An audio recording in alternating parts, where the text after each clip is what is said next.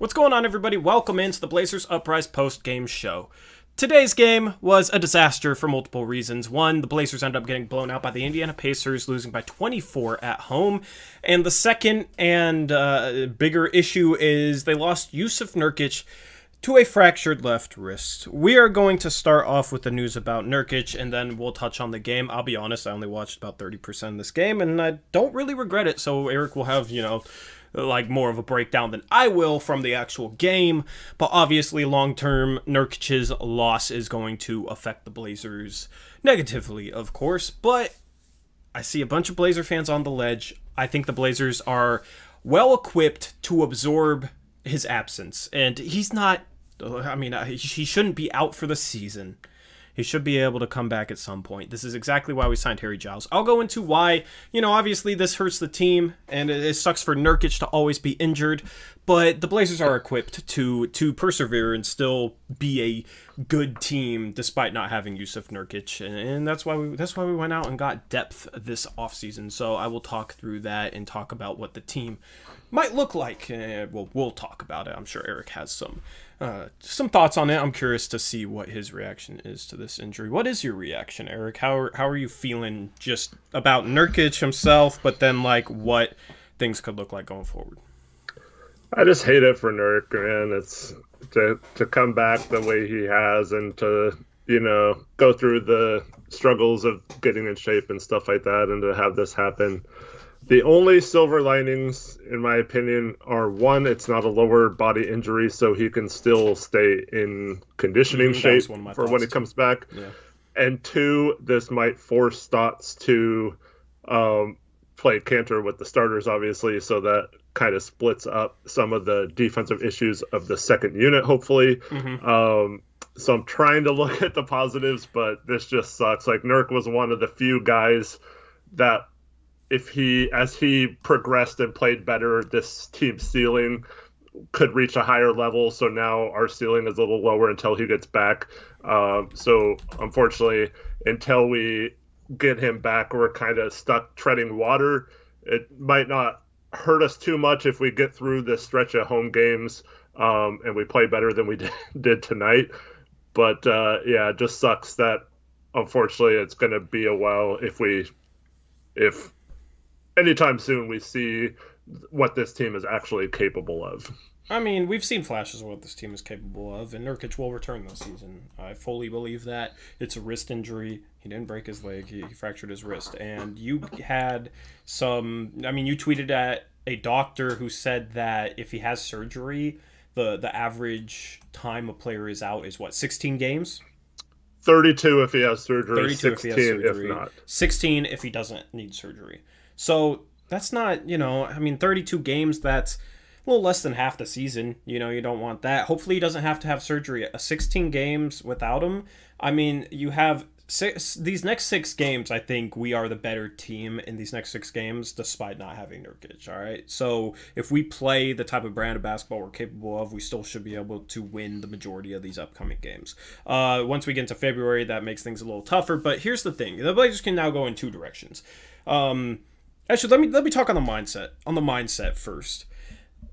It sucks, and it sucks for Nurkic, and I feel bad for him. But I don't want fans or the organization to have the mindset like, oh, we lost Nurkic, we're screwed, huge setback for us, we're not going to be able to do anything, blah, blah, blah.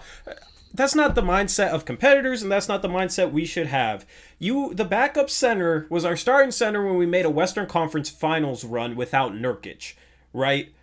Without Jusuf Nurkic. And who is our starting forwards? Maurice Harkless, Al-Farouq Aminu. Now we have 2, defenders in that mold, and Robert Covington and Derrick Jones Jr.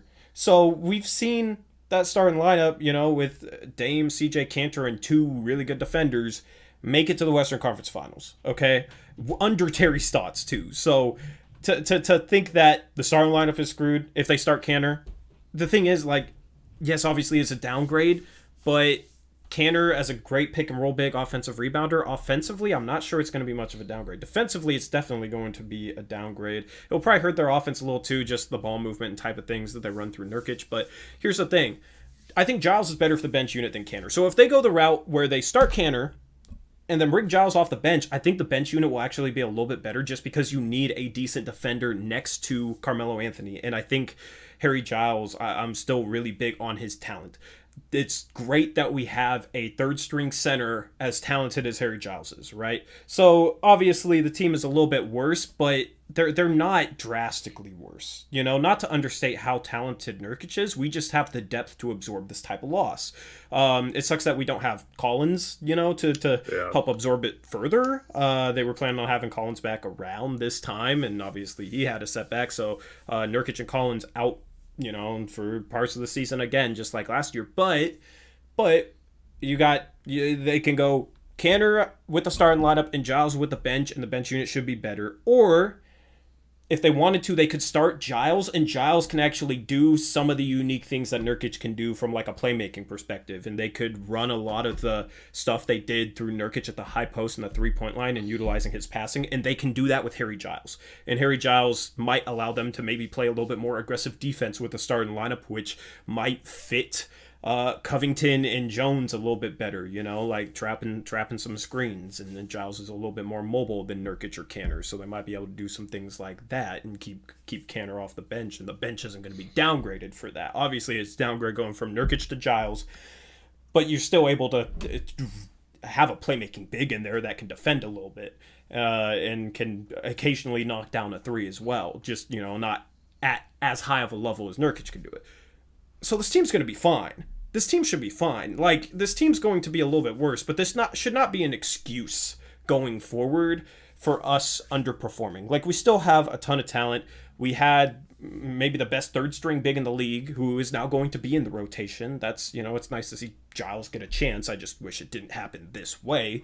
But this team's going to be fine. You know, it's not going to excuse them being. They shouldn't be bottom 5 in terms of defensive rating because of this. They shouldn't be bottom 5 in terms of ball movement because of this. They shouldn't, like, a lot of the problems that they've had this year, they've had with Nurkic, and losing Nurkic isn't going, like, it shouldn't make them all that much worse, right? They shouldn't be able, like, it shouldn't be a situation where they can't improve on a lot of the weaknesses they have. So going forward, it's still kind of the same mindset where they have to become more consistent, have to fix a lot of the issues that they displayed in this game.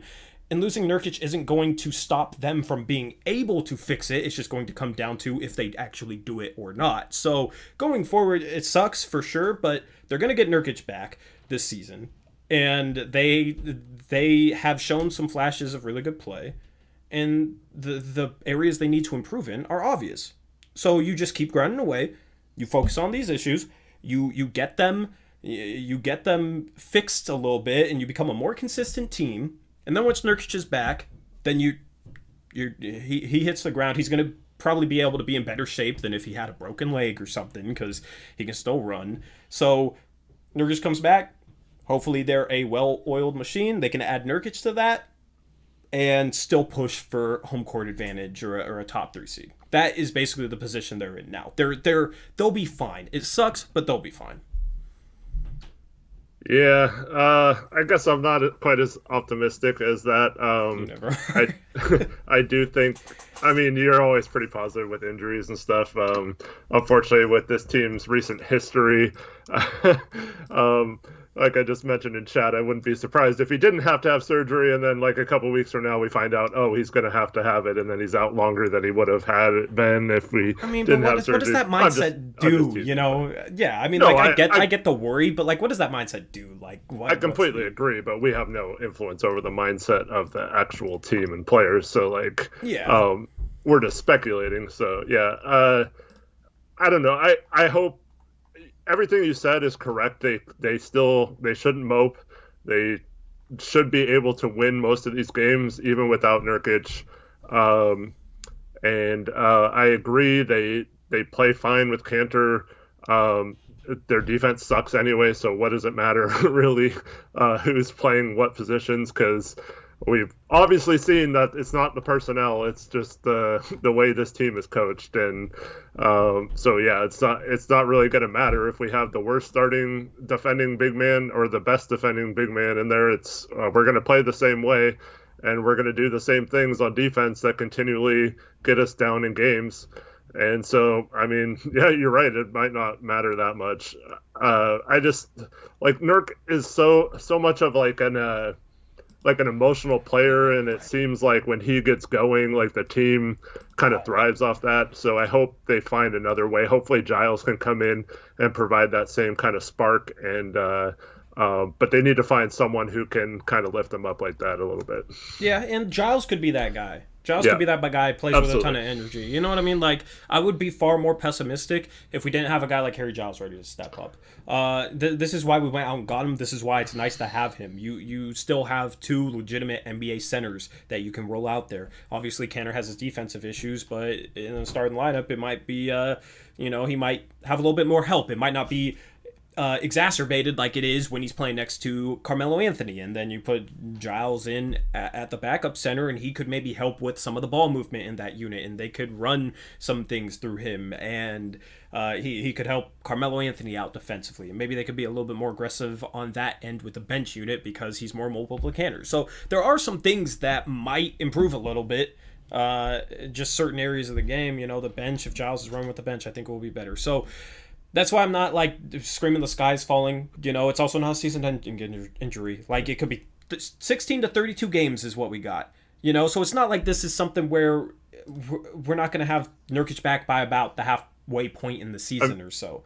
Assuming just the information we've heard is correct, right? Of course, it could be something where he's out for longer. I'm not going to promise you that he's going to be back within 32 games, but based on the information we've heard, it's a 16 to 32 game absence. Well, Trevin mentioned a Dan Marine tweet that kind of made it 20 to 36 games due to the condensed schedule this year, so that's probably a little more accurate. Yeah, But it is more condensed. but I've seen stuff online that it kind of depends on how it heals, and in some cases it could be as long as 6 months when you fracture your wrist. But I mean, hopefully it's not anywhere near that. Yeah, I mean, we can play the sky is falling, but right. I mean, there's no reason to, If something happens unlucky, then okay, then we can, if 2 months from now, oh, he's out for the season all of a sudden, then okay, yeah, damn, that sucks. You know what I mean? But just what's most likely is he's out 20 to 36, so that is a more condensed schedule. That is actually a good point from Mr. Meringue.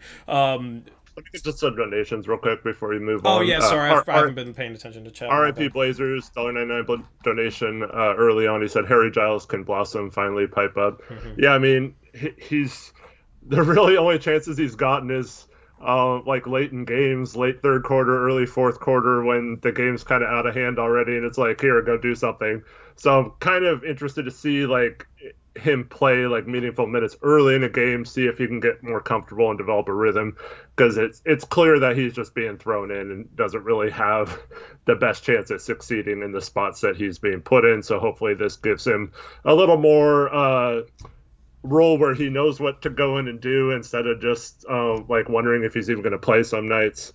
I definitely think we need him right now, and we need him to play well. So I want him to get a chance to play well, and I think he needs to have that chance. If he doesn't get that chance here with the injury, there's something that we don't know about or something seriously wrong, because like I don't understand why he wouldn't be put in that situation. Over him at this point at backup center, like they don't have another center.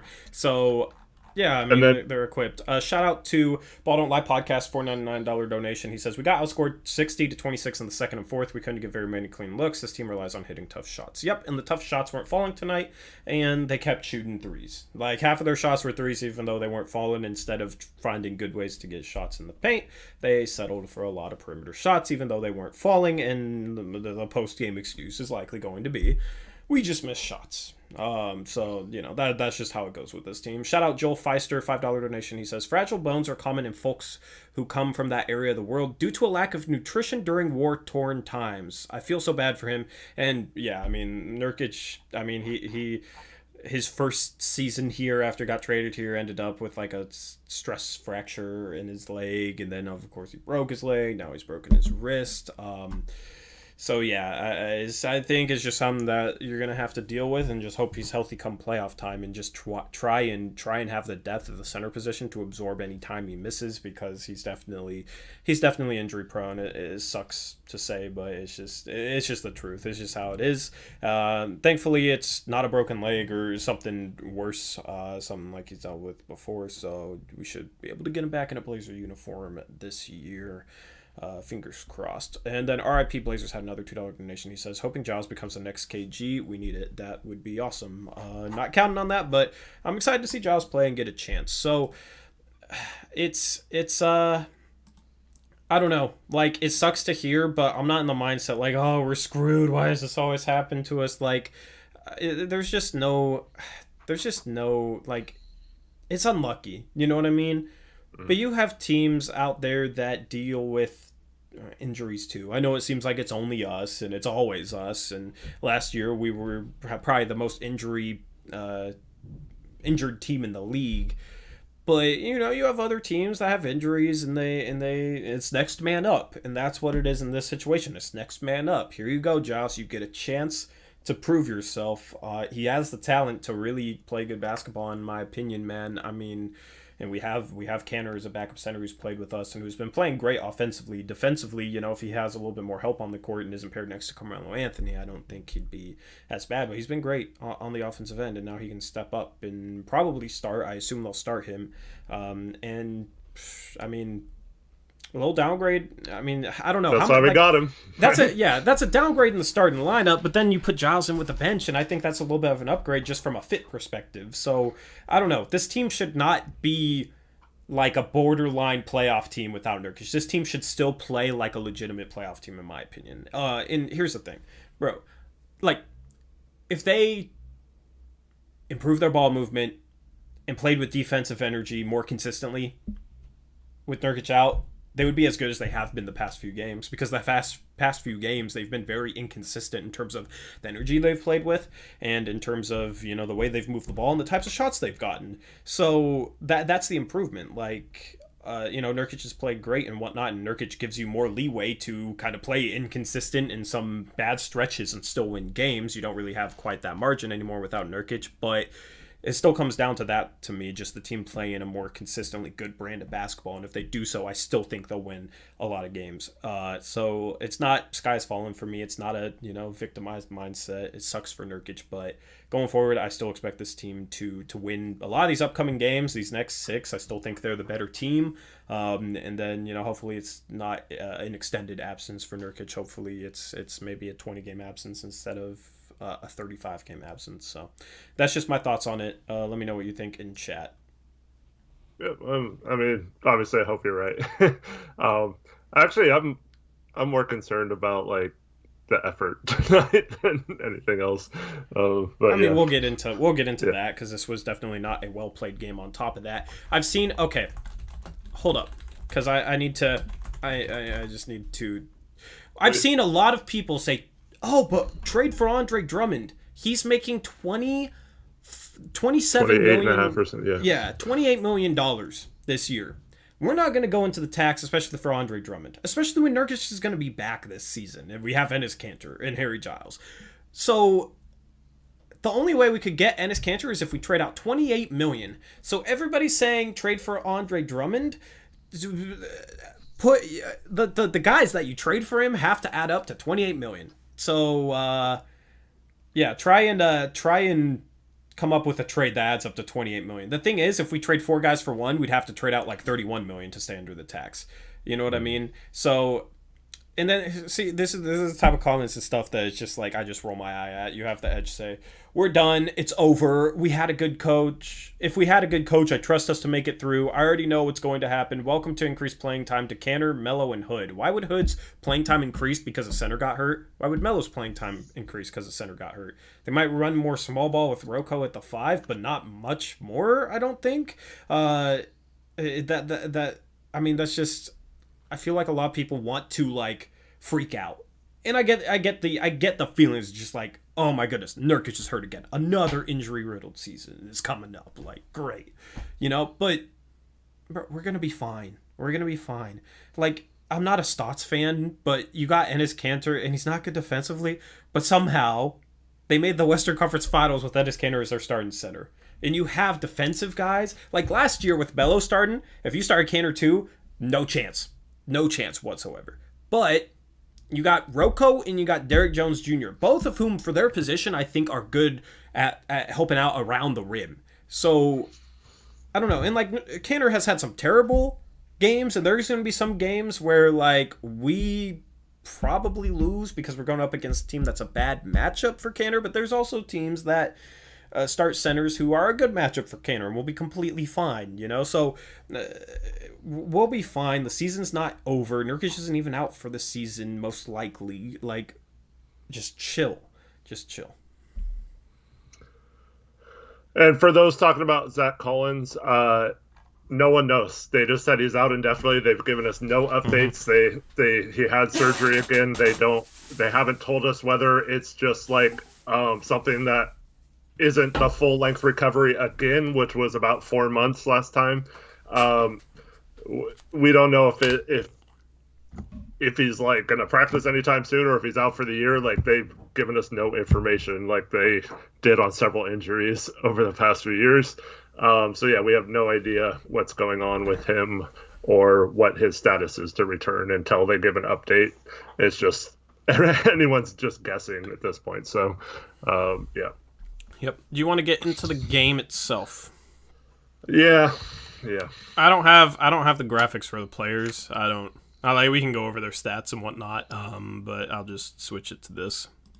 Hold on, where's it at? Banner stack. Let me just put up that. There we go. So 111 to 87. I didn't catch the first half. I caught most of the third and fourth quarter. This team did not shoot well from three and shot a ton of threes. You're talking about 43-point attempts tonight. I'm just looking at things statistically. 18 turnovers to 16 assists.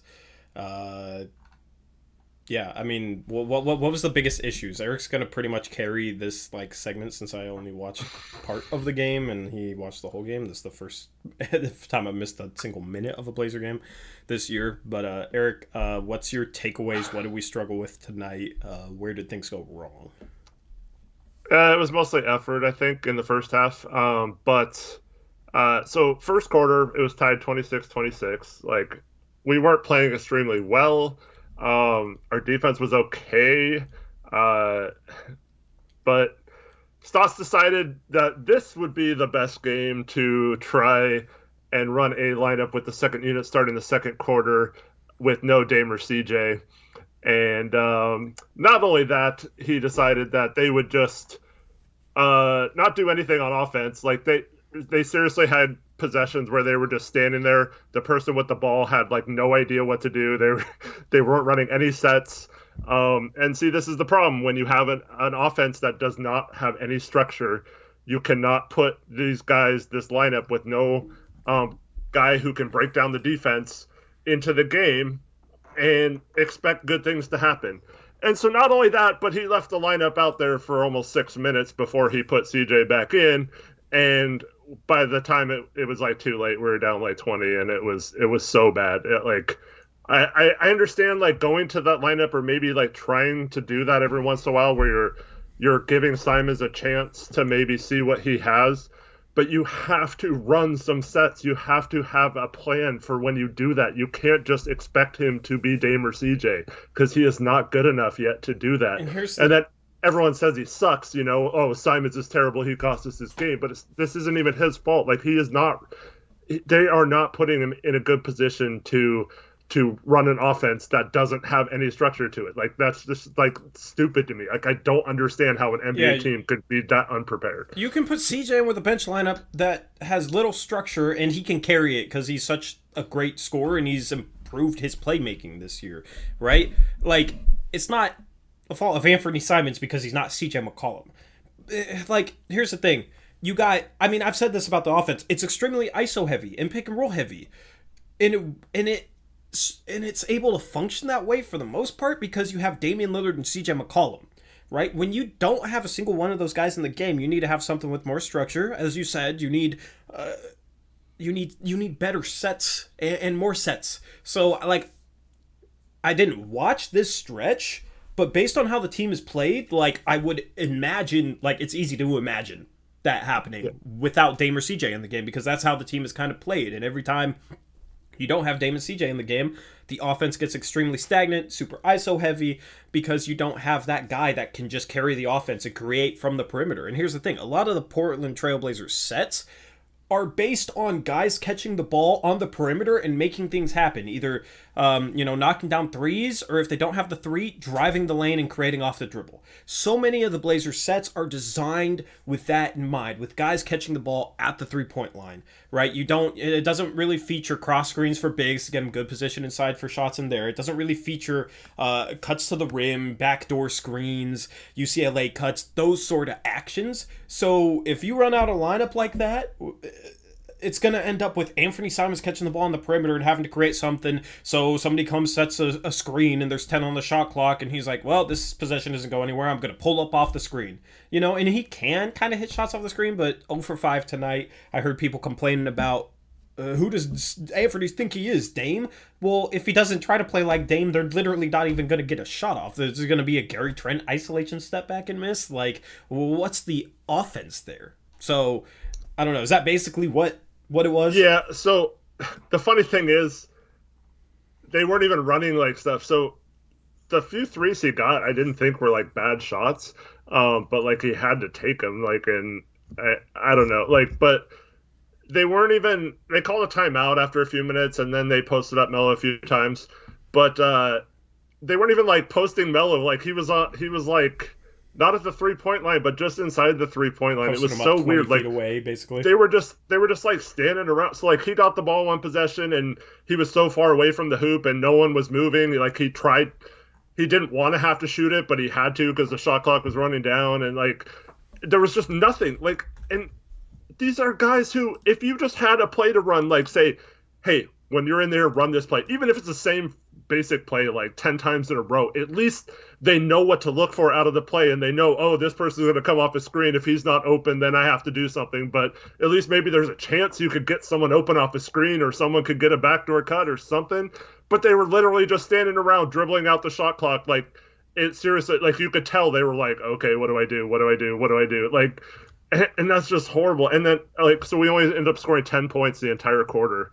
And it was just like absolutely pathetic basketball. Like, I'm seriously disgusted watching it, and like I don't understand how an NBA team can be that disorganized and that unprepared, except for the fact that we've been telling you this is the situation. If Stoss didn't have Dame or CJ, he cannot coach a team. He doesn't know how to coach, and he's lucky that he has those two guys that save his ass every time, because this is his offensive genius, was 5 guys standing around for half a quarter not doing anything. You tell me that guy's an offensive genius? If he was an offensive genius, he would have designed some ways to get his players some good looks and to use their skills to their advantage. We had a situation tonight, Tori. Melo got double teamed every single time he touched the ball. Immediate double team. Now, if I'm a coach or any team I've ever played on, if we're in the huddle in a timeout, we're like, holy crap, this is awesome. Like, double team, we have an open shot every time, right? We have an open shot every time. Like, it's so easy. Like, we'll pick this defense apart. Like, this is awesome. Like, double team them, right? Mm-hmm. We want that to happen because we have a 4-on-3 advantage, right? There's no excuse when a team immediately double teams someone to not just give the ball to him, let them double team him, have an outlet to pass it, and then you have an advantage with the other 4 guys. If you cannot design that simple of a thing to beat a double team and welcome the double team in, we've seen this with Dame in the playoffs, get double teamed and we get completely obliterated, can't do a thing on offense. If you cannot do that, you are a terrible coach and you do not deserve your job in the NBA. I mean, well, we throw out double. Here's the thing is, like, we'll throw out doubles, right? But, like, our double teams will be soft and allow it. Because here's the thing. When you double, you want to make it hard for the player to even, like, not only get a shot, but to get the pass out of the double. Because what happens when they get the pass out of a double? Normally, most teams can pick it apart with a 4-on-3 situation. Our doubles are soft when we do it, right? But what happens? We double, Offense gets it out and kind of picks it apart in a 4-on-3 situation. And fans say, well, that's why we don't double. Look what happens. But where's that same, like, logic where, okay, well, if other teams are doubling us, then why aren't we doing the same thing? Yeah. You know what I mean? Like, how does Stotts get excused for, like, how does, oh, well, NBA teams, man, if you double too hard, like, they'll just pick it apart in a 4-on-3 situation. Where's the criticism for us not doing the same thing? Right? We're an NBA team too. I don't understand that. It's like, I don't know. Yeah, like you gotta double hard. See, that's our problem is we don't double hard enough to make it hard to get the pass out. And then like good teams can rotate. Like you could get the ball out and like move the ball well and try and exploit the 4-on-3 situation. But if a team rotates really well defensively, you might not get a good shot, right? Like that's the thing. You double and then you rotate well. And our problems are like we don't double well, we don't double hard, and then we don't rotate well. But at least like okay, get the ball out of the double and try and exploit it. And if they rotate well and you don't get a good shot, but you do a good job of trying to exploit it, then fine. But whenever I see this team get doubled, they do a very bad job at trying to exploit it. Yep. Because everything's like passing back away from the hoop. It's not attacking. They have no attacking mindset except for when Nurk has the ball at the top of the key and he occasionally throws a backdoor pass. But other than that, there's no attack unless it's in a one-on-one break down your guy situation.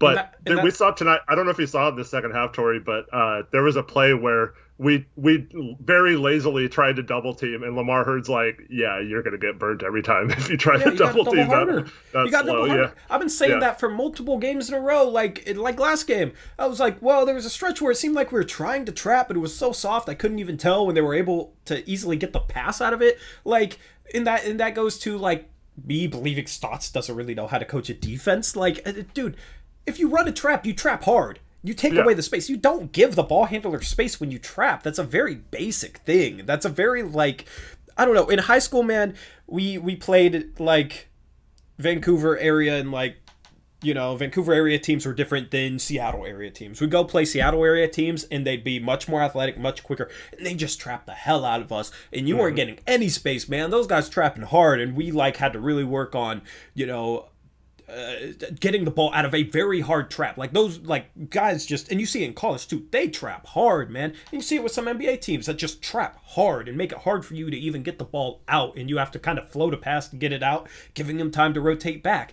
And then I watch the Portland Trailblazers like kind of double sometimes, and it's just like, dude, it's so much softer than even what I dealt with. Like, it's ridiculously soft, and I don't understand like how you can be considered a good coach if you can't even teach your guys how to trap normally. Like, it's just, like, I don't know. See, this is just goes back to a lot of my criticism. Like, I like that he maybe, you know, is thinking trap, but, like, how you can't get your guys to trap hard? Every time your guys trap, they give a 3-foot cushion? It's just ridiculous, man. And maybe that's an effort thing, but it's just like, I've seen it too consistently. Like, it shouldn't be happening that consistently if it's being harped on and preached. And if it is being harped on and preached, then these players are either all uncoachable, which is very unlikely, or it's just, you know, the players aren't, you know, listening, and just Stotts doesn't hold them accountable enough, so they don't really, like, take it in enough. I don't know what it is, but that should not be happening. Yeah, okay. So I want to talk about that, but let me just say one more thing about the Melo double team thing. So Melo actually recognized the double team was coming fast. Several times he like backed out like he was going to pass the ball. The other 4 players are standing around not even expecting the ball. Like, they're not moving, they're not doing anything. So he, even if he wants to pass the ball, he has no one to pass to. Yeah. Like several people in chat mentioned. And that's just so, it's just really sad that not only are we not even taking advantage of it, but he doesn't even have a chance to, like, take advantage of it because we don't even do anything. Like, we seriously don't do anything. Like, I don't understand how we can be this unprepared for a team. And you're telling me going into the season, if I told you we'd have a game where someone immediately double team Melo every time he touched the ball, you wouldn't be like, oh yeah, this is awesome. We should be able to score like 200 points on this team because, like, for all Melo's faults, like, I mean, I don't know. I don't think he deserves like a double team in the post until he proves that he's hitting that game right. Like, most teams would probably want him to to hit a couple first. That's not just Melo. That's probably most players in the league don't deserve like an immediate double team unless they're like an elite player. But at this point in Melo's career, he's not the type that should warrant a game plan of immediate double teams before he even touches the ball once. But like if you go into a game and you have that happen during a game, there is no way an NBA coach should not be able to take advantage of that. Yeah. And as for the defensive end, go ahead. I mean, here's the thing too, because I see people saying, "Oh, we missed threes. We had some good threes." Bro, I'm so tired. I'm so tired of we just missed threes, man. What can you do when we're shooting 50% of our shots as threes? Like, bro, other teams, if their three ball's not falling, they can switch out of jack up a three every possession mode and attack the paint. And they have sets that can get them shots in the paint. All our sets are geared towards catching the ball on the three-point line. So if we're not shooting well, the team starts to sag a little bit and we just keep jacking them up. Yes, we just missed, some decent threes. But bro, if you're missing threes, why do you shoot so many threes? Like, logically, I don't understand people that said, man, well, we got some good threes and we were missing them, and because we were missing them, we shot like 100 threes this game, but we were missing them, so there's nothing we could do. No, shoot less threes, shoot more twos, get in the paint, get buckets inside, get to the free throw line. You know what I mean?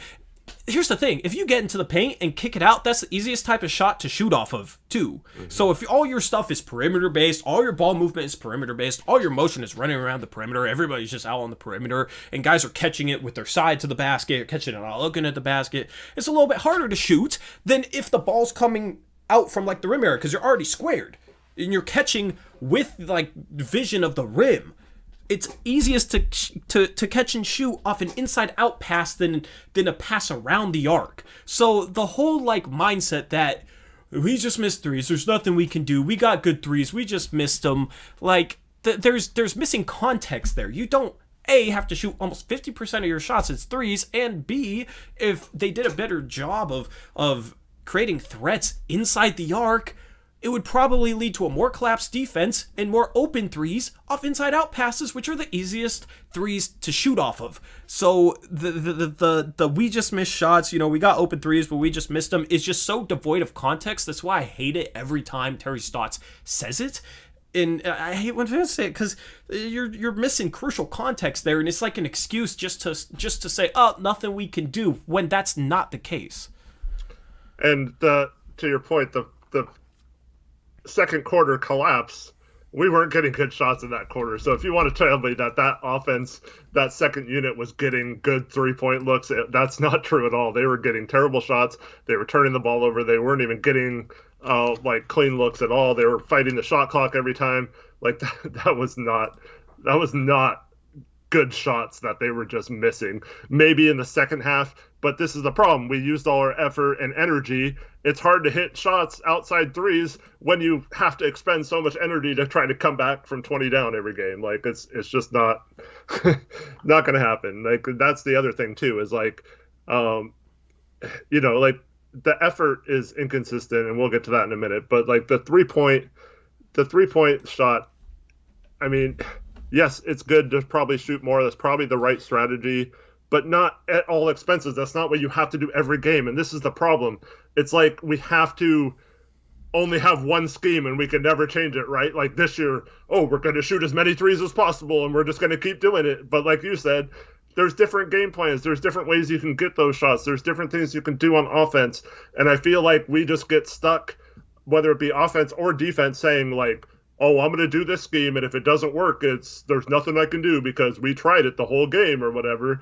But like, there's just so many different things you can do. It's just yeah. Let me talk about this comment before I get to the donation. Brian Fenema says, blaming Stotts is devoid of context. We give a ton of context. It's not our fault if you don't catch it. And then Mike B, $5 donation. I appreciate it, man. He says, Melo on Sabonis, Covington on Turner. One of the worst coaching jobs I've seen this season. Stotts is an arrogant coach. Assistants are yes men. I mean, did they start off with Nurkic on Sabonis? They had Nurk on Sabonis, Yeah. and Covington on I Turner, mean, you play Melo with the bench and Sabonis in, I don't know what else he was supposed to do with that. Like, who else are you going to match up against him? Cantor? Like, either way, that's the thing. That's why it's bad to play Melo with Cantor, because you have nobody to guard Sabonis. So it's more of just a Melo plus Cantor pairing and them not staggering those two enough than it is, like, a specific choice to put Melo on Sabonis. Yeah. Okay. I've had enough of this. Let's talk about some defense. So, you missed it. First two plays of the game, guess what we did on Malcolm Brogdon? What? We just sagged right off and we're like, here, shoot a three. Cashed them both. Right? Like, first two plays, like first two shots he took, wide open threes. 45% shooter going into tonight. Yep. We didn't try to trap him. Seriously, the guard didn't even try to fight through the screen. It's just like, here you go. Let's give one of the best shooters in the entire NBA this. Are we doing a game plan, a scouting report, anything? Do we do that? Yeah. Because honestly, like you might think I'm joking, but like it doesn't seem like we scout. And throughout the course of the game, do you know how many times the help defense came from either McDermott, Brogdon, or Justin Holiday's man, all like elite 3-point shooters who you do not help off of, but that was the guy we sent to help instead of off of like Edmund Sumner or someone like that. Dame was terrible on defense in this game. I have to say, I counted at least 4 times where he fell asleep and his guy just crashed the boards, got an offensive rebound. There was numerous times where he overhelped and gave up a 3. But overall, we saw in the third quarter, if you are a bad defensive team, you need effort. You need to fly around. You need to hustle. You need to be engaged, and you need to just give maximum effort and have intensity on that end.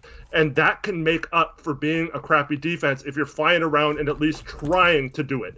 When you come out with a horrible game plan defensively, no like adjustments, no scouting report, no nothing, and you're flat and kind of walking around, falling asleep, the rotations are terrible, you're never going to be a good team and you're going to give up open threes all the time. So why not come out in the first quarter like we did in the third quarter tonight? Why have this been several games in a row where we've come out absolutely flat looking like we're not ready to play and have to grind out wins and comebacks, stuff like that?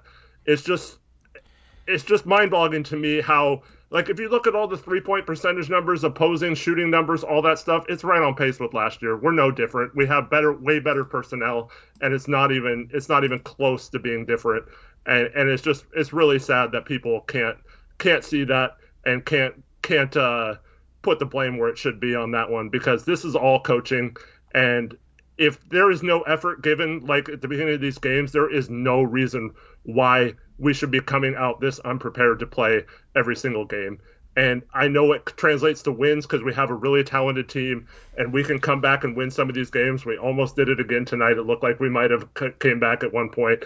But like overall, in the NBA, you're never going to be a consistently good team, especially on defense, if you are not prepared to play from the jump. Well, this is why I wasn't bought into 4-game winning streak. Okay, If like we played the Kings, we played the Kings, we played the Timberwolves, we played the Raptors, who have been awful this year, and we played, who was the other team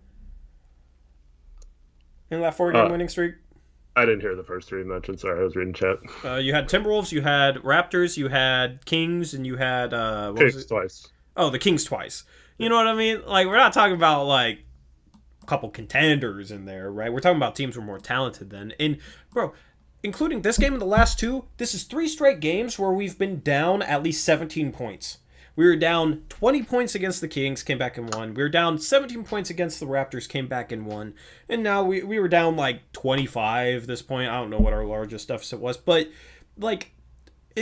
people, after last game, you had some people in here saying, oh, well, we won 4 in a row. That's all that matters. We just need to do what we did tonight. And what was I saying? It was like, bro, we shot 23 for 48 yesterday and won by 6 against the Kings, right? Like, you're not going to shoot 20.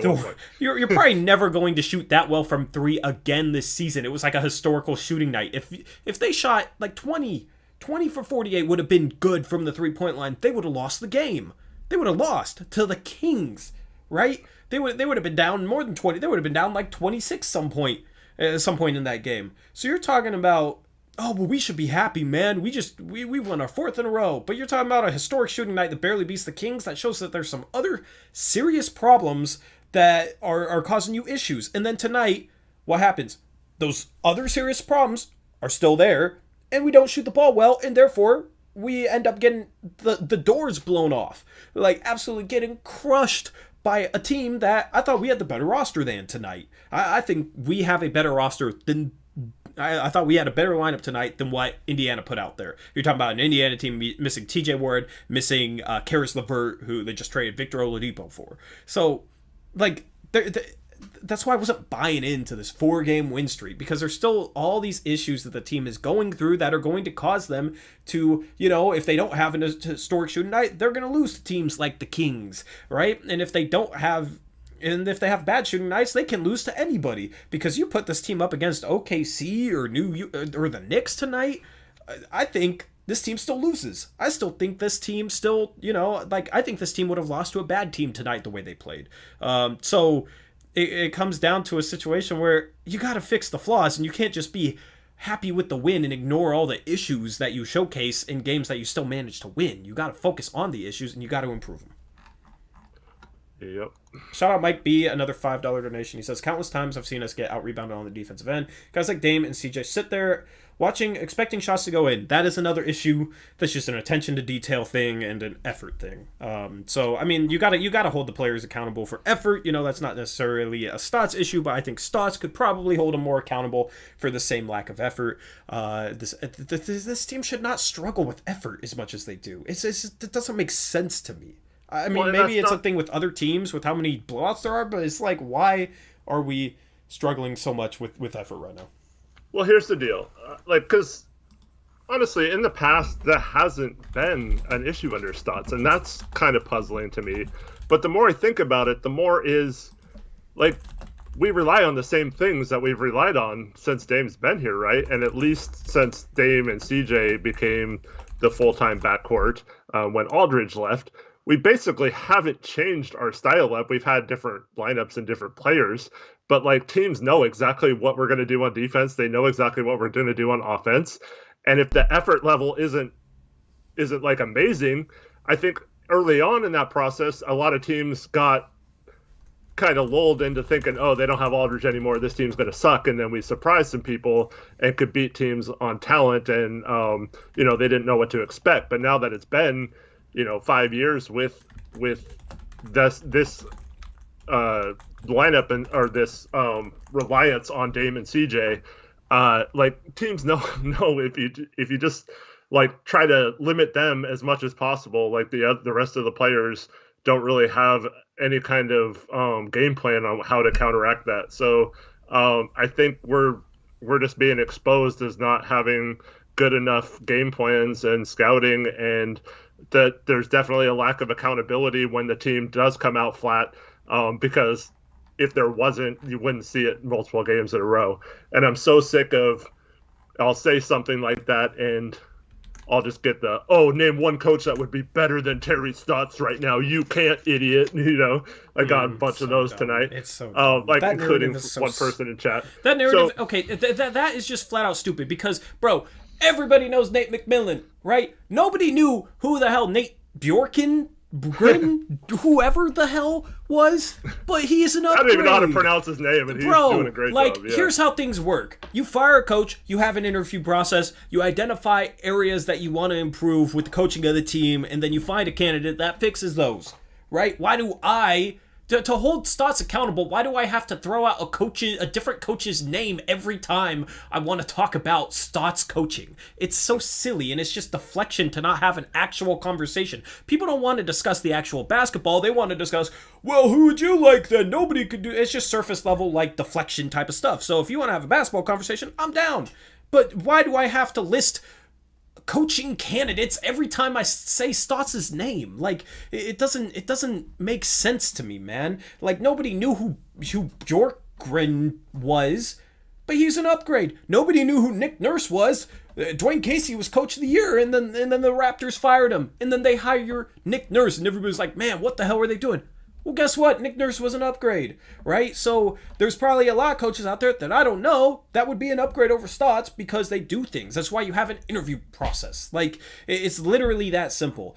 But like, honestly, it's like, who, like, it's because people are like, I have Brian Fenema in here saying, man, who would be better than Stotts on defense? Well, my question is, who would be worse? Like, it's not like he's at a high standard, bro. Yeah.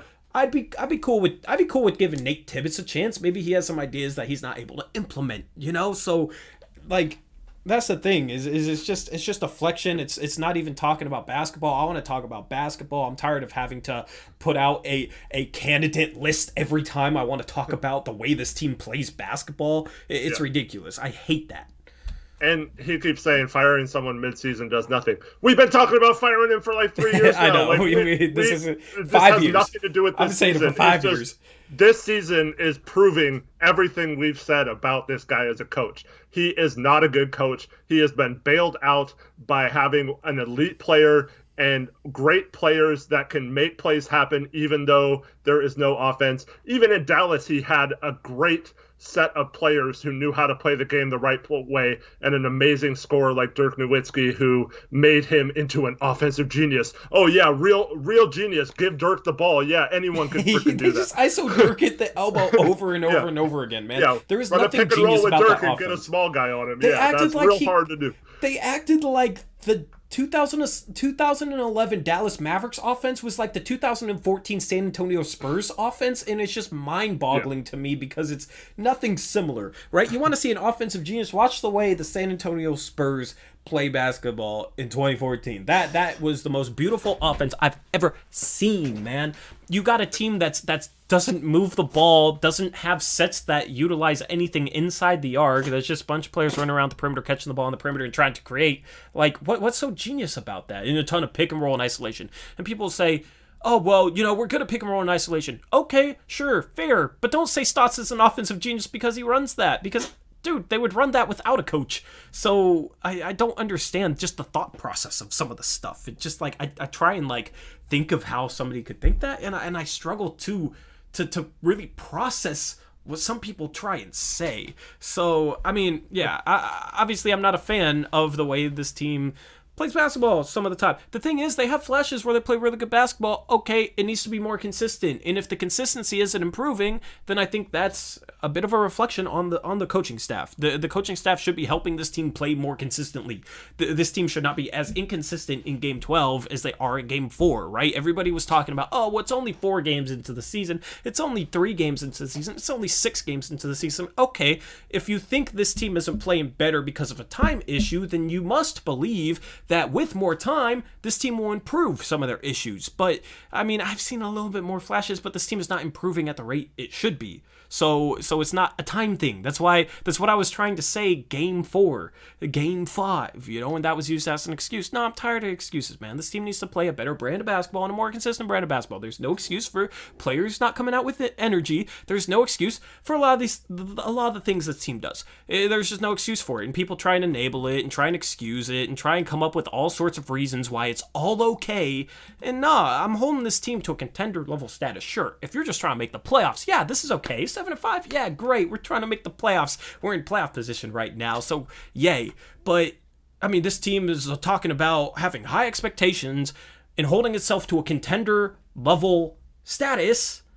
Then I'm going to do the same, and this is a product of that. The issues this team is showing, the Lakers wouldn't be happy if they were showing them. The Clippers wouldn't be happy if they were showing them. A lot of the Bucks haven't played too well. I don't think they're happy being 6-4. Maybe they're 7-4 now. I don't know, but they're not happy with 6-4. They're the Milwaukee Bucks. They're trying to win a championship. So I want the Blazers to win a damn championship. So I'm not going to be happy with them 3 games in a row being down 17 points against inferior teams. You're talking about an Indiana Pacers team missing TJ Warren as well as Karis LeVert / Malcolm Brogdon, or Karis LeVert / Victor Oladipo because of that trade. You're talking about a Raptors team that's 2-8. You're talking about the Kings, man. The Sacramento Kings. Come on.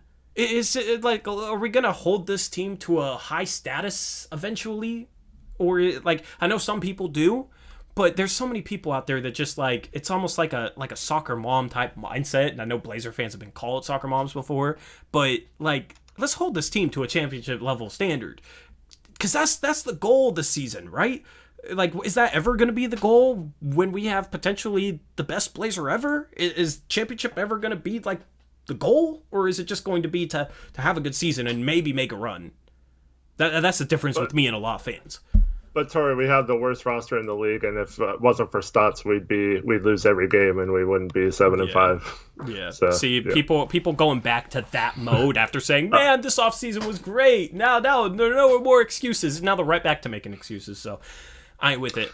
I ain't with that mindset. I hate losers. I hate a loser's mindset, man. I hate it. And here's the thing about not firing him midseason. Yeah, like I agree, it's probably not going to help us this season, but the sooner we get him out and the sooner we realize that this is not acceptable, we can't just let this man continue to basically mail it in and not coach this team, not implement any sort of changes that are going to pay dividends in the future. Because this is the other problem.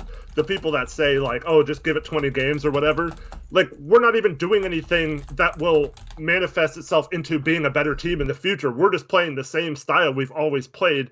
And yeah, we throw a couple new tweaks in there every once in a while, but it's not like a sustainable thing that after 20 games, like, this will be locked in. Like, you don't just throw those soft double teams that we talked about earlier, and then all of a sudden after 20 games they're like hardcore intense, like ball pressure double teams. Like, that's not, either you're gonna do it or you're not. Like, it's not something that gets better over time. I mean, there could be times where you do it more often or do it in better situations, stuff like that, but I just don't see enough between the lack of intensity, the lack of effort on defense. You have to have all 5 players buy in. You have to have them all on the same page. You have to have them all buy in and do the right things and implement your schemes. And if that's not happening, either you're not teaching it right or you're not holding them accountable when they're messing up and not doing it right. And either way, it's on the coaching. Yeah. And yeah, so it just bugs me that we're waiting for something to happen that's not going to happen. It's not going to change. We've seen it now over the course of several years. This guy does not know how to coach defense in the league anymore. We said they could have a good regular season because of their talent, right? Mm-hmm. But like, these type of issues are going to bite them in the butt in the playoffs. They're not going to make a run. You know, Brian says, we are losers. Championships are hard to come by. We all want the ship. Well, if you want the championship, you have to hold yourself to a high standard. And the mindset of like, oh, well, we won 4 games in a row, so yay, we're, you know, that's you know, we're happy. No, you played like crap for like giant stretches of that 4-game winning streak, for giant stretches, and you won because you're more talented than the teams you're playing against, which could happen. But contending level teams, you know, if the Lakers are down 20 against the Kings and come back behind an historic shooting night and only win by 6, sure, they're happy they won, they're happy they shot well, but they're not, you know, just like, yay, we beat the Kings and got our 4th straight win, so go us, we're right on our way. No, they're unhappy with the fact that they were down 20 in the first place, because they, in their minds, are the best team in the league and should never be down 20 to the Kings. Like, that's the mindset, you know, whereas us, it's just like, oh, well, they're making shots. Dang it, man. We're missing shots. Hopefully we can make shots come back in this game. And then if they do it, oh, well, you know what? We got the win. So, you know, nothing wrong. Like, that's not holding themselves to a high enough standard to win a championship. So everywhere that I'm coming from is my belief on how the team should hold themselves accountable into a championship standard. And, like, I don't know. Like, I feel like under Stotts, this team, I don't know, like, that's part of the thing. I feel like under Stotts, this team will never have enough accountability and won't hold itself to a high enough standard to actually become a true legitimate contender, you know? So that's kind of issue for me. That's another issue for me with some of the coaching and the leadership, man. It's like, it's almost like they're content with just being good instead of being great when they have a roster that I think has the potential to be great. So that's where the frustration comes in. And you have all these issues that aren't being fixed, aren't being improved, and it's going to hold the team back when it comes to the playoffs and when it comes to a lot of games this year. So that's the frustration, and that's where I don't like Stotts whatsoever. And if we got a new coach and he did all the things we've been asking for, and they still struggle to win games, still have these kind of things happen, you and I will be the first to admit that we were wrong about, like, maybe it was like Dame and CJ that just didn't work out or whatever. But before we write that off as being the case, like, let's at least see what another coach, a new fresh system, a new set of eyes, just someone from someone who has maybe just a little different outlook on things, a little different style, just to see if he can maybe trigger something as a unit that can make this team a little better and take them over the hump. And Stotts, I mean, he's done some great things for this organization. He actually, I think early on, I think he was a decent enough coach to get us to the point where we're at today. I just don't think he is a good enough coach to change things enough or adapt to taking that next step.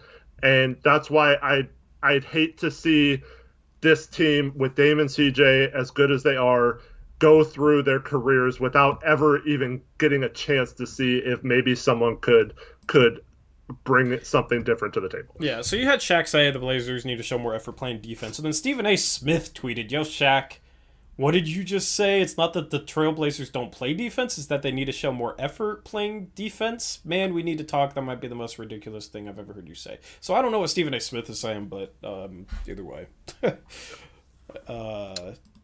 Either way, man. I mean, it's just there's obvious flaws that shouldn't be happening right now. So I'm just over it. So I'm ready for something new, and I'm ready for improvement in these areas that we've struggled in for years, no matter the personnel out there.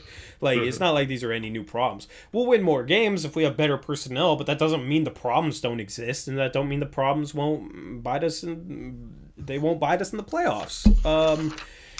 So yeah, I mean, just a frustrating performance tonight, and that's why I wasn't really buying into the whole, we won 4 games in a row thing. It's not like we consistently played a good brand of basketball in those games. If we did, we probably wouldn't have beaten the Raptors by 1 and the Kings by 6 on a historic shooting night. Those are probably blowout wins, and now Nurkic goes down, so I'm sure that'll be used to excuse all the issues that we saw before he went down. But, it is what it is. And then, so Portlandia says something new equals something worse sometimes, Tori. Okay, I'm willing to live with that. I'm willing to take that risk. That's fine. Okay, so, but honestly, worst case scenario, we get a new coach who's in over his head, has no clue. Like, I don't know why you would hire that person. But if he just runs Dame pick and roll, ISO CJ, post up Melo, and then runs the same defense that sucks anyway, is one of the worst defenses in the league, is something worse? Is that even possible? Like, I don't even understand. Like, anyone can do that. And you guys may think I'm joking, but I seriously know people who play a once in a week rec league that run better sets, run better defensive systems, have more unity on defense, are more communicative on defense, are like, they don't even have a coach. There's no coaches in those leagues. It's just like 6 guys who get together every Tuesday and play for an hour. The team often, like what I say is, the team oftentimes look like they're playing as if they don't have a coach. Right. Like just the isolation, not running sets, one-on-one, running pick and roll, and then just kind of dropping the big on the pick and roll, and the guy just tries to get through it. Like, that's what you'd see if those guys were playing, in rat ball in an open gym. That's a lot of the same stuff that they do for large stretches of games. You wouldn't see any difference without Stotts, with no coach. You would see a lot of the same stuff. So the whole, like, oh, well, there's a downside, you don't know what you got till it's gone, like, I don't think there's really any downside. I do not think there's any downside. I think that's just a cliche. Like, what are you going to lose out on offensively or defensively? Yep. What are you going to lose out on? Because everybody says that, it's mostly Portlandia, but like, what are you going to lose out on offense or defense if you replace Stotts with a different coach? Like, what is going to disappear that'll make us a worse team and make us magically miss the playoffs? And I don't understand how anyone can excuse See, The and then he lack of says, and then he defensive says, adjustments. yeah, and then he says the downside is that we missed the playoffs. See, you're not actually giving me an actual on the court downside to replacing Stotts. It's just a cliche. How will we turn the ball over? Like, So he makes us make the playoffs. so he makes us not. See, it's like, God. See, this is the other thing too. Like Portlandia, for some reason, he doesn't think we think the team is good. Like, it's the exact opposite, actually. We think this team has been better for years than it has shown. We think that the outlier wasn't the Western Conference Finals appearance. We think that should have been more the norm if we played certain ways and did certain things coaching wise. We have a top 10 player. How many other teams can say that, especially now that several of them are on the same teams? You have two of the top 10 in LA, and now two of the top 10 in New Jersey. So or Brooklyn, sorry. So that only leaves like six other players in the top 10 that are on another team. Like, you can't. We have one of those players. Like, there's no reason why we should be struggling this bad or this inconsistent when we have one of those players. And if you don't want to do everything we can to win right now, if you think it's okay and are going to excuse away this pathetic defense that we've run for the last two seasons with no adjustments, no kind of scheme changes, nothing, we could bring in much upgraded personnel and it still doesn't matter. If you think that's okay, then I don't know what to tell you, because you're just excusing a coach for doing nothing and for being horrible at his job. And I just can't get on board with that. I try to see both sides. Like I said, if up till this point, if you want to say, hey, maybe injuries last year, fine. Like, I'm not going to argue with you, even though I feel differently. But this year, it is being proven that this guy cannot coach a defense and does not know how to do it. Yep, and the whole we'll turn over the ball more. We barely move the ball, so of course we have less turnovers. That's not necessarily a good thing. Like, we get tougher. We would get easier shots. We might have a few more turnovers, but we got guys that are good at handling the ball and good at making plays. Like, we have a team that's not, personnel wise, isn't prone to turning the ball over, I think. So we'd get easier shots and likely be a more consistent team with a couple more turnovers a game. Like, I'd take that 100%, because you're likely going to do better offensively if you move the ball. You look at when this team moves the ball, right? They are so much better offensively. And they might have a couple more turnovers just because they're making more passes, but they are so much better offensively when they move the ball. They shoot better, they play better, they get easier shots inside, they get to the free throw line more. They just all around a better offense. And I don't know how you can argue that they're not a much better offense when they're moving the ball. Because, it's obvious. I don't know how it's not obvious, right? So if you move the ball, yeah, you're going to have a couple more turnovers, but the team likely has a couple more turnovers when they move the ball, but their offense is still better than what it is now with their low turnover numbers. So, if we got a new coach, we turn the ball over more. That's not a reason to keep Stotts. That's literally just cherry picking something that looks good statistically, but doesn't have context behind it. The context is we're a better team when we move the ball. We might turn over the ball a little bit more when we do so, but despite that, we're still a much better offense and better despite the increase in turnovers. So bringing in a coach that helps us move the ball more, that has better sets, that where, we turn over the ball a little bit more, isn't a bad thing. We'd be improved. We'd be improved offensively. It's that simple, because this team shows that they're better offensively when they move the ball. I don't know how to spell it out any simpler than that. It's just the way it is. And for the record, tonight we had 18 turnovers and 16 assists. So that's not, if you like that kind of basketball, that's cool. Pacers had 29 assists and only 12 turnovers. So, yeah. I mean, I don't know. I don't even know where to go with this, man. I mean, this is just a frustrating game. I'm glad I only watched half of it, man, because. But it's just I can tell when we're down, it's probably the same issues. I mean, this team. But Portlandia said at the start of this he was kind of pissed at Stotts tonight. So why were you pissed at Stotts, Portlandia? I want to hear it from you. I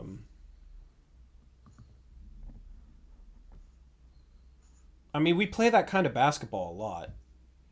I don't understand why now you're mad at Stotts, but you're trying to also try to excuse that brand of basketball, which we play all the time. It looks great when guys are pulling up for contested threes and making them, but I don't know, man. Like, sure. Like, here's the thing. I would rather risk a turnover but move the ball and have a chance at getting a wide open catch and shoot three or a good shot inside than to consistently isolate and shoot pull up contested threes. I'd rather risk more turnovers because of that. So, like, what's our assist to turnover ratio rank? Because that's a better gauge. Because here's the thing, you move the ball more, you're more prone to turnovers, but you also get better offense out of it. So whatever your assist to turnover ratio is a better gauge of that. And I don't think we were top 10 last year, and we're probably not top 10 this year either. Yeah, I mean, they're blaming you now for not watching the first half is why we were losing. I mean, I came back and they didn't come back, so no correlation. My mom said earlier, "Hi, Mom. Sorry about Nurk. She's a huge Nurk fan. I know. Like his number one fan, and she's upset. Yeah, it'll be all right. But even she says, I can see that the defense is terrible. yeah. It's just not. I don't know. I mean, I don't know. We've said this a million times, and I appreciate you guys tuning in, even though we're, just saying kind of sometimes the same stuff and whatnot. Hopefully our rants are entertaining you guys. I want to find assist to turnover ratio per team NBA. Like, that's what I'm Googling right now. I want to see assist to turnover ratios for teams in the past few years. Reese, you're a statistician, man. So if you could find that, that'd be clutch. I'm curious to see what it looks like. But yeah, so let's just look at things statistically real quick. We'll start with the Pacers. Why not? They blew us out. You had Malcolm Brogdon score 25 points, 7 assists, 5 rebounds. He's been playing great this year. 10 for 18 from the field, 3 for 6 from 3. Domantas Sabonis had 23 points, 15 rebounds, 5 assists. He was also 10 for 18.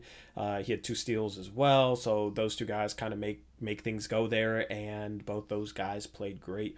Other than that, you had 16 off the bench from Doug McDermott, 11 from Justin Holiday. I said going into this year they were being heavily underrated, and I liked, I didn't know the coach that they got, but I was reading about him once they hired him, and I like him just from some of the philosophical things that he believes in, that I also believe in, that Terry Stotts doesn't believe in.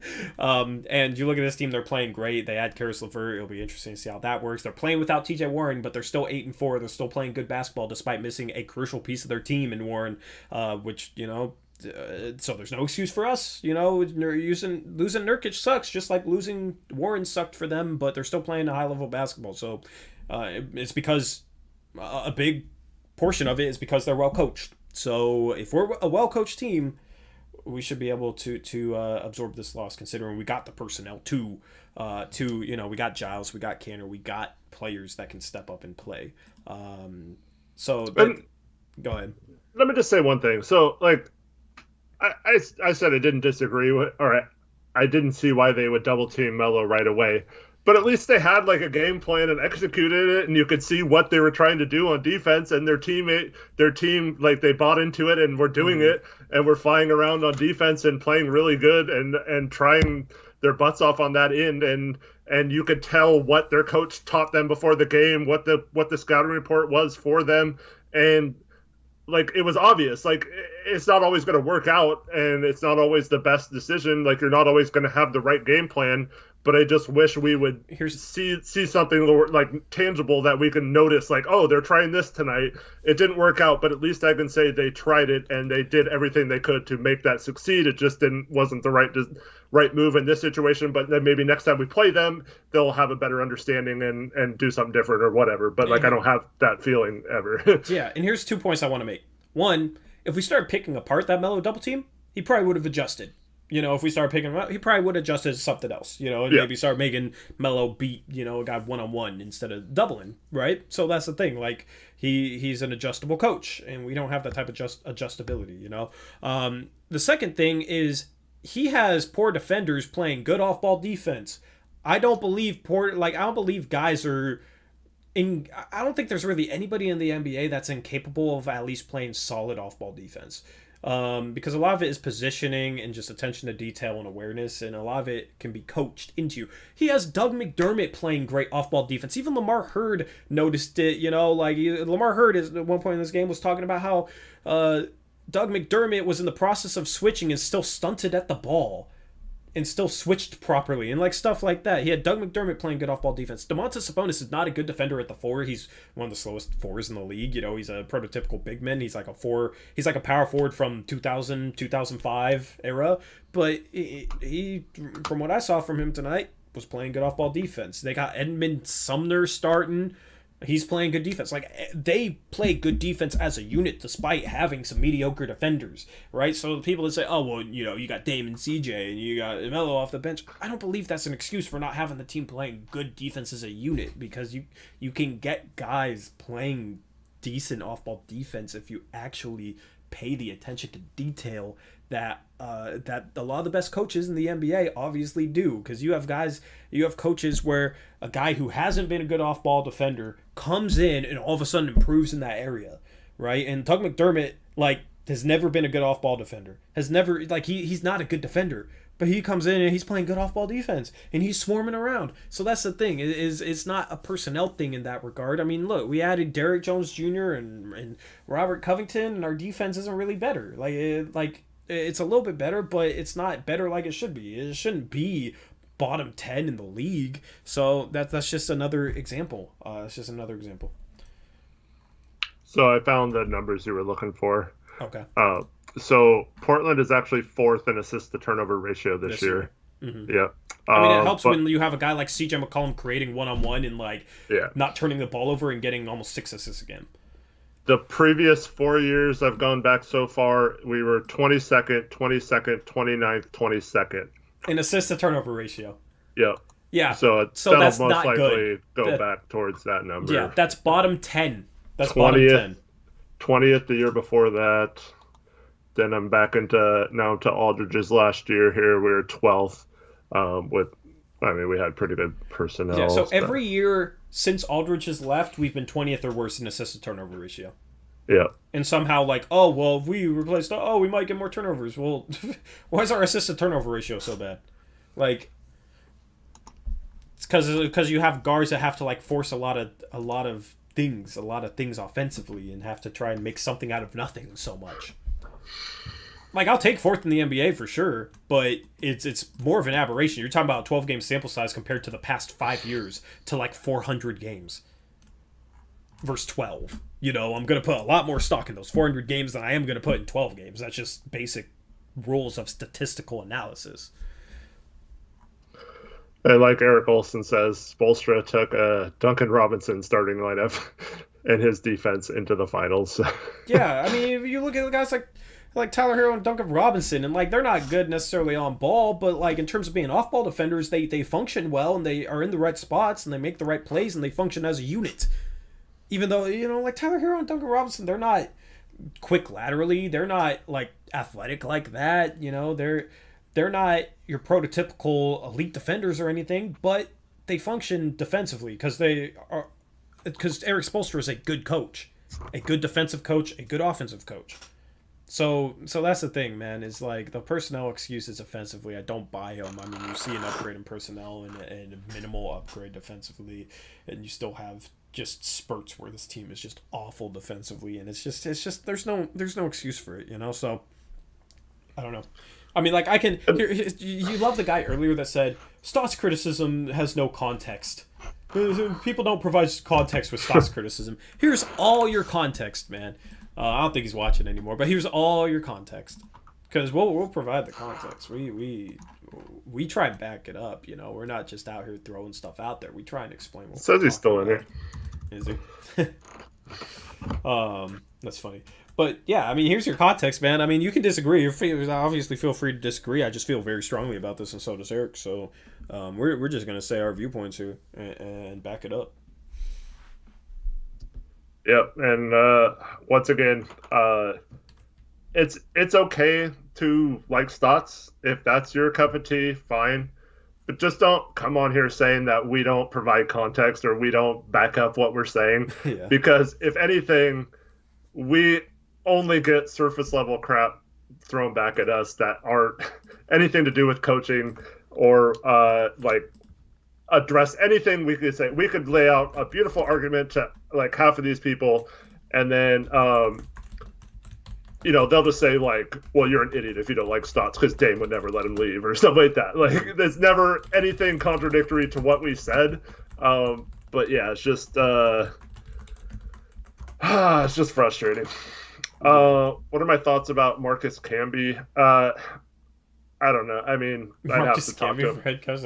That's kind of a random. I don't know. I mean, guys like that, I think are more probably better as like an assistant coach if you're going to try someone like a guy that. that played in an era that like the NBA has moved away from.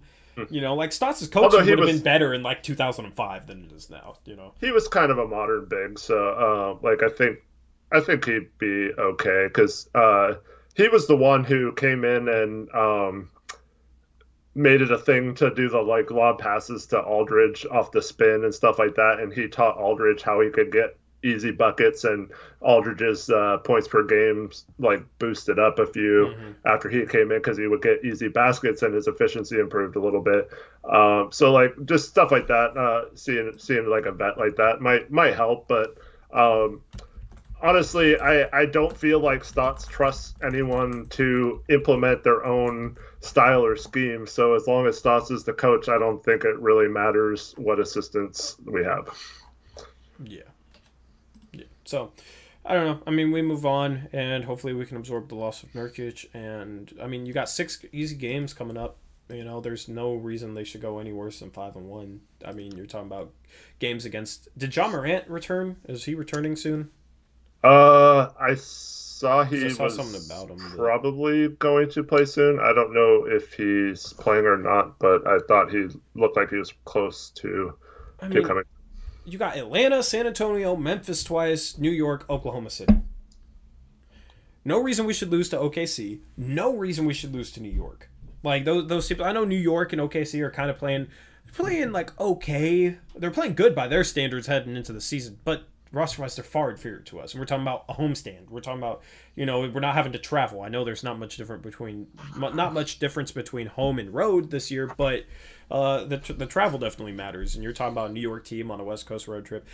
You're talking about Memphis back-to-back. They might not have John Morant back, and Jaren Jackson Jr. has been out. So you're talking about a banged-up Memphis team that hasn't been playing well. You're talking about Atlanta, who's also banged up. They're missing Bogdanovich, and aren't they still missing Gallinari? Yeah, I think he's out for a while. But they're banged up. They're probably a lottery roster as constructed right now. And then San Antonio's been playing decent, but they're also probably a lottery team. So you're talking about 6 games in a row at home against lottery teams. I know we're missing Nurkic, but we still have a far better roster than all these teams coming up. So, 4-2 would be a little disappointing, but okay, we'd be 11-7. All right. Anything worse than 4-2 is a monumental failure over the next 6 games. Monumental. There's no reason we should be worse than 4-2 over the next few games. I would prefer to see 5-1. You're talking about games that the Blazers are better than who they're facing. It's just plain and simple. There's not one team on this upcoming road trip that the Blazers are better than, or on this upcoming home trip that the Blazers are better than. And then after that, they got the Houston Rockets, which is an easier matchup now. And then you go on the road against Chicago. You're talking about 8 games this month, for the rest of this month, that Portland is the better team in. And will likely be favored in all those games. So, I mean, yeah, they should still win these games. They should go 6-2 over that 8-game stretch, I think. And 5-3 would be disappointing, but 4-4 is a monumental failure. They gotta pad some wins now because their schedule is gonna get harder. I agree. Let me just address one more thing Portlandia says, and then I'll stop talking about it. He says anyone that says anything neutral is considered a troll when it comes to Stotts. So, like Trevin said, dude, you're not neutral. Don't try to act like you're neutral. First of all, second of all, you're saying it's not what you're saying, it's how you're saying it, and how you're not providing any sort of thing other than surface level stuff that, like we said, how is it different with any other coach? So maybe just try having a different approach if you want to be interactive with other people in chat in a different way. Yeah, but also don't call him a troll because he's not a troll. I put somebody in a 5-minute timeout for that, so you can't say that I don't have your back. or anything, because I do hold people accountable for how they talk to you for the most part. Like, just it's just like I feel like anybody that kind of backs up Stotts is going to be considered a troll regardless. I also agree that it's probably the approach a little bit. So I agree with that as well. But definitely the majority of the people in here aren't the biggest fans of Stotts. It's kind of the way our community is. But just respect the difference in opinion. It's we try and do our best to do that. So. You guys should as well. I mean, he views things the way he does. Just because somebody thinks different than you doesn't mean they're below you or a troll or anything like that. And several people have said, like, don't ban him because it's kind of fun to have a different opinion and that's how I feel. Like, it's cool that we have someone in here. Let's just keep it. He gets a ton of attention for it. I mean, we talk about him a ton. Let's just talk about it in like why we feel the way instead of addressing the person or his character or whatever. And don't feel like because everyone's against you, that doesn't necessarily mean that we're against you because of your opinion. Just think about like the way maybe you say stuff. But so I got to talk about a couple things with Stott's postgame interview. So someone said that he was asked, or my mom actually, hi mom, says he was asked if Cantor was starting or Giles was starting, and he said, "We'll see." So I'm guessing it'll be Cantor, but and then someone else said that he mentioned that he was going to sit down with Neil and discuss some options on how they can compensate for the loss of Nurkic, which tax though. Yep. I don't know. So it would have to be. I mean, is there anybody decent that they could sign on a two-way? The rules are kind of. We've always gotten into this discussion over the when we do the mock-off seasons, but so the rule is very confusing on whether you can have someone who's played in the league for 4 years be eligible, or if they're ineligible once they played 4 years. If it's not, we could sign Scal to a two-way because he's been in the league for he has 4 years of service prior to this one. A fifth year, definitely not. It's either 3 or 4 actually. Yeah, but so if he's been in the league 4 years already, this would be his 5th year. Then he definitely could. No, but the rule is prior to the season you're signing him. So. It's just really confusing. No, I remember the differential being on 3 or 4 years.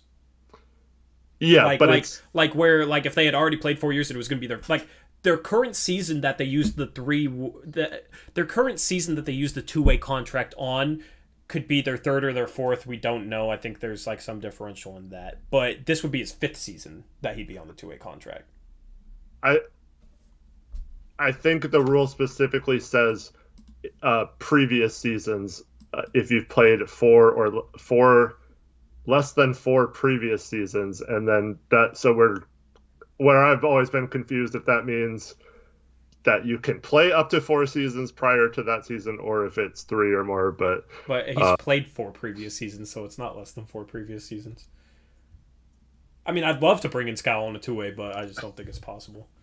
He hasn't played it all this season on a team, so he has not accrued more than 4 years of service, is what I'm saying. But you just said the rule is less than 4 previous. No, it doesn't say. It says if they played. I just remember the argument being on okay, if they had played 3 years or if they had played 4 years. Now, I remember the argument being their two-way contract being in their 3rd year or their 4th year, and now it's apparently it could be in their 4th or 5th, because this would be his 5th season that he'd be on the two-way contract. It would be his 5th season, once he played. Yeah, I don't know. I mean, I don't know any players. I mean, you look at what Jason Tate did. I watched the end of that Rocket Spurs game, and he was playing fantastic for an undrafted rookie. And you just wonder if we had a guy, if we would have made a little bit of an effort to fill those 2 positions with some guys who could fill in if we needed them instead of signing Dame's cousin. I think we might be in a little bit of shape right now, but I don't know who we can get for that two-way spot. I'm trying to think of bigs that have been in the league less than. I mean, I guess technically. I don't know if like Justin Patton is on a team right now. I don't know. I think he was in the 2017 draft. Um, Jonah Bolden was in that draft too. Yeah. I think he's out there still. Um, yeah, I mean, if Scal was eligible, I mean, we might. I think we can start signing 10-day contracts. So maybe we just sign a couple 10 days and Hmm. still have enough money to keep the other one, or keep enough money for a buyout candidate. Yeah. Uh, The rule I always saw was less than 3 years of NBA service would be yeah, eligible. And I'm reading some right now that says less than 3 years of NBA service would be eligible. So, like, Scal has 4 years of NBA right. service, and then this would be his fifth year, so he wouldn't be. Yeah, that's Um, probably right. That rule, the way it's worded, always yeah, it confused. is it's worded weird. So, like, because I don't even know, like, it might be something where if somebody had only played one less year than Scal, they still might not be eligible based on the wording. Well, also, like I wonder if maybe this year maybe they threw out some of those I rulings, feel like we probably would have heard about it.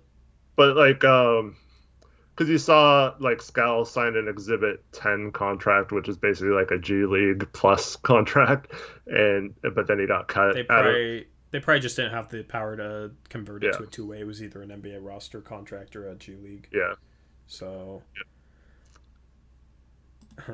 But I mean, I Interesting. guess we do have that. I might sign a couple 10 days, but that doesn't really.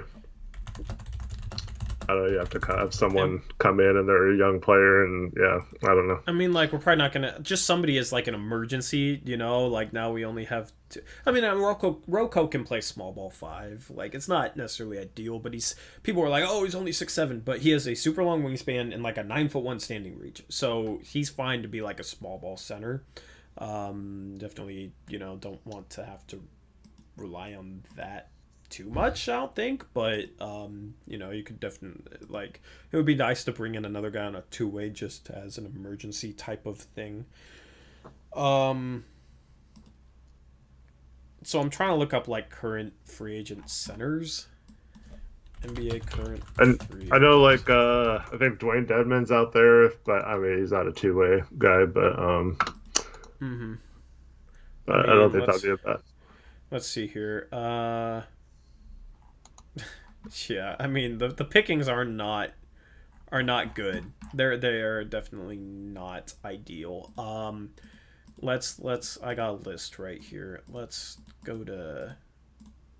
just sort it by centers.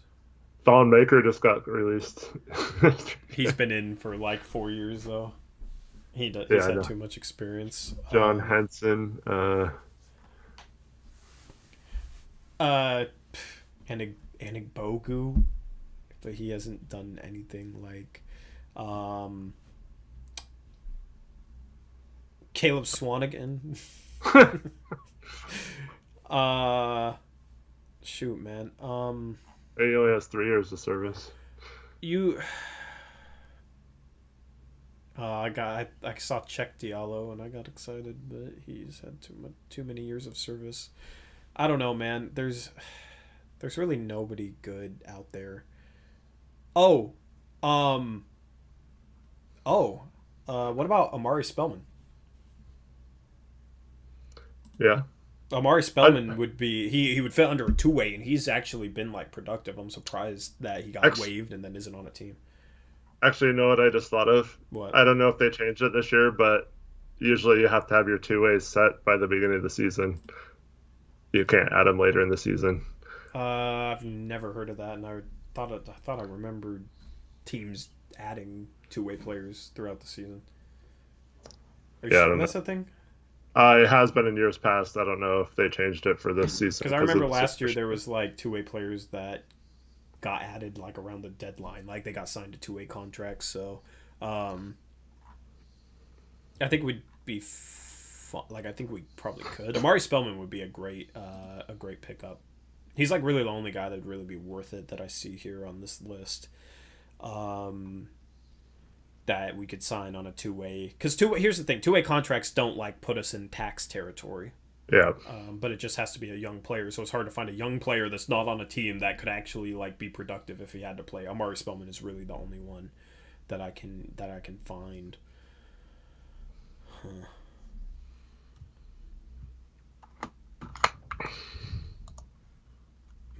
Nene's first name is Maybiner? What? I mean, Tariq Owens? I don't know. Ivan Rab has 3 years, so depending on that rule, maybe Ivan Rab, but I've never really liked his game. Yeah, there's not good options. Amari Spellman would be great on a two-way. I'd love Amari Spellman on a two-way. Amari Spellman. Let me just look at him statistically, because I was shocked he got cut and then isn't on a team. Last year he shot 39% from three on 2.2 attempts in 18 minutes a game. He averaged almost 8 points a game, and per 36 he averaged 15 and 9. He's a guy that can shoot the three, and I don't know, he's probably a little below average defensively, but he's not like Canner bad. So if you can get a guy that shoot threes and like be a little competitive defensively on a two-way that has some NBA experience, I think you do it for sure. So that's like really the only name on a two-way, and then you don't have to, like, you're not in the tax, and you don't have to, because here's the thing, the Blazers don't want to be in the tax this year, because if they are, then they'll deal with some very harsh financial repeater penalties in the future if they are in the tax this year. So that's why they're avoiding it, and I agree. I agree with it. It makes financial sense, especially, Dame's extension is going to kick in, so is CJ's, so you don't want harsh repeater penalties. So Moses Brown, no thanks. Gorgie Jang, here's the thing, like, anybody with like 4 years of experience or more, you can't sign on a two-way, so to sign him you'd have to use like the last roster spot, and the Portland Trailblazers would be in the tax no matter if they use that roster spot. Even if they signed a guy for a minimum, they'd be like, if they signed a guy like Gorgie Jang, they'd be in the tax. If they signed, anybody with 4 years or more experience, like a Scowl, Labissiere, why did I say it like that? Then they'd be in the tax. So that's why I was trying to find guys that you could put on a two-way contract, because that doesn't count towards like the salary, if that makes sense. So that's a tough part. So like Thon Maker wouldn't work. Yeah. Shaq's son is still in college, by the way. Terry Stotts, come on. It's not about being Stotts. cheap. It's about helping the cap situation, not hindering it for years to come, just because we're signing someone to cover a couple months of the season when we're probably not going to play that person much anyway. It doesn't make sense. You think ownership should pay $30 million to have Thon Maker as a fourth string center, like $30 million over the next 3 years in order to do that? No, it just doesn't make sense. That's not even that's just like a dumb decision. Like, even somebody who's not cheap wouldn't do that. Like, Paul Allen would not do that, and Paul Allen definitely wasn't cheap. It just doesn't make sense. Yeah. I'll catch you later, Mike. Appreciate you, man. Yeah. So anyway, we're probably gonna wrap up the stream. Tough loss from Nurkic going down to this blowout. Thank you for tuning in with us as always. We greatly appreciate everybody who tunes in and supports us, man. It means a lot, and we love the community we're building. Just hit 4,000 subs yesterday on that, during that stream. So appreciate the growing community and all you guys who tune in to us nightly. We will be live with the post-game show on the 16th after the Hawks game. So we got a day off, and then we'll be live on Saturday, and then we'll have Sunday off. So it's nice to have a couple days off after 3 streams in 2 days.